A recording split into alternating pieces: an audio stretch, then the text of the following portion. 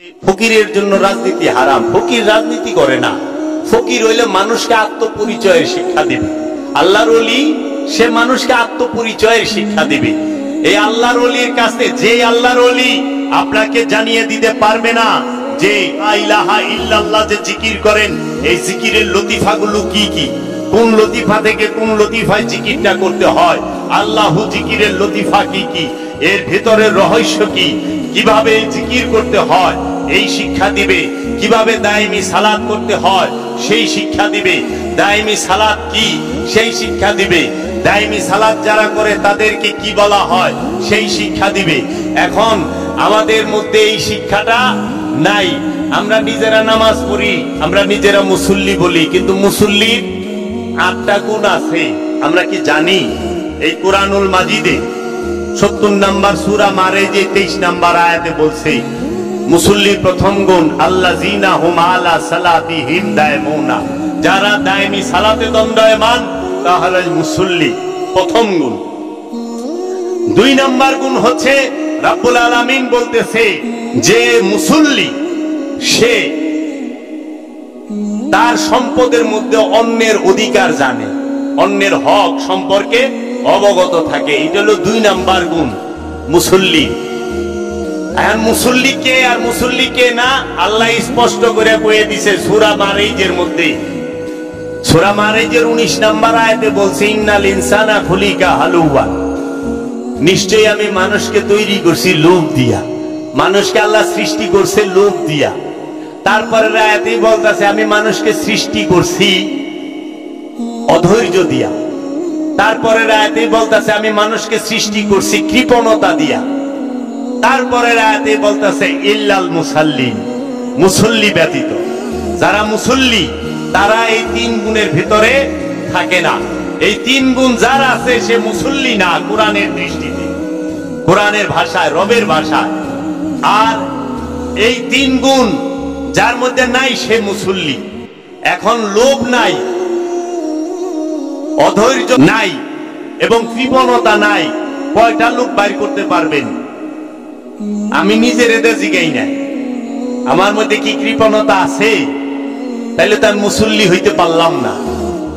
রবের দৃষ্টি, রবের ভাষায়, কোরআনের দৃষ্টিতে আমার মধ্যে কি লোভ আছে, তাইলে তো আমি মুসল্লি হইতে পারলাম না। আমার মধ্যে কি অধৈর্য আছে, তাইলে আমি মুসল্লি না। এই মুসল্লি উকুন যেমনে পয়সা বাইর করে না চুলের চিবি থেকে মা বোনেরা এইরকম করে খুইটা খুইটা বাইর করন যাইব। মুসল্লির প্রথম গুণ সে সব সময় সালাতের মধ্যে থাকবে সর্ব অবস্থায়, খাইতে লইতে উঠতে বসতে শুইতে ঘুমাইতে সব সময় সেটাকে বলা হয় দায়মি সালাত। এবং ২ নম্বরে নিজের সম্পদের মধ্যে অন্যের হক সম্পর্কে অবগত থাকবে। ৩ নম্বর সে তার রবের আযাব সম্পর্কে ভীতু থাকবে, যে আমি আমার রবের শাস্তি সম্পর্কে ভীতু, সে রবের আযাব সম্পর্কে ভীতু থাকবে। ৪ নম্বর হচ্ছে সে তার লজ্জা স্থানকে হেফাজত করবে। বাবা লজ্জা স্থান বলতে কোনটারে বুঝেন? স্ত্রীলিঙ্গ আর পুরুষলিঙ্গ না, এটা তো একটা অঙ্গ। এটা লজ্জা স্থান, এটা হলো মেজাজি স্থান। আসল লজ্জা স্থান হলো আপনার চোখ আর আপনার মস্তিষ্ক। চোখে যদি লজ্জা না থাকে উনাহানে লজ্জা থাকবো না বাবা। মস্তিষ্কে সব কিছু কোথায় থাকে? চোখে। চোখ বন্ধ সব বন্ধ, সব সাদা কালা, চোখ খোলা সব রঙিন, তাই না? এর জন্য এই লজ্জা স্থানকে হেফাজত করা প্রত্যেক নর এবং নারী, লজ্জা স্থানকে হেফাজত করা প্রত্যেক মুসল্লির গুণ। লজ্জা স্থানকে কে হেফাজত করে? লঙ্গিটা তো লজ্জা স্থান মেজাজিটা ডাইকা রাখছেন, কিন্তু হাকিকিটা তো ডাকা পারেন নাই। চোখের মধ্যে পর্দা দিছেন দৃষ্টিতে, এর জন্য তোমার দৃষ্টি পাল্টাও, জীবন পাল্টায় যাইব। সমস্ত খারাপই তো দৃষ্টির মধ্যে। লোভ কোথায়? দৃষ্টিতে। অহংকার কোথায়? দৃষ্টিতে। যদি দামি জিনিসই না দেখেন লোভ আর জাগবো? অন্ধেরও লোভ আছে, কিন্তু সব ধরনের লোভ নাই। অন্ধের সামুন্ডা যত বড় যত সুন্দরী রমণী যাক যাকবো, অন্ধ তো দেখেই না।